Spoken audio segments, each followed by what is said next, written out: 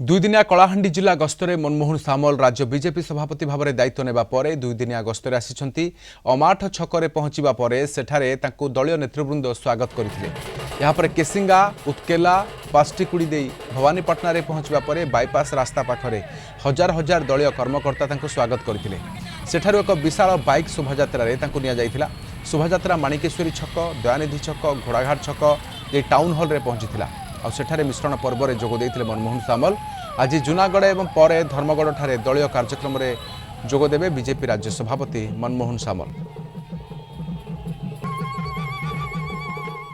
विभिन्न विषय आलोचना चर्चा समस्त योजना सब पंचायत जीतु सब ब्लॉक जीतु सब जिला पर जीतु निश्चित जीतु दल शक्तिशाली है शुभेच्छा जनाऊँ अभिनंदन जनाऊँ।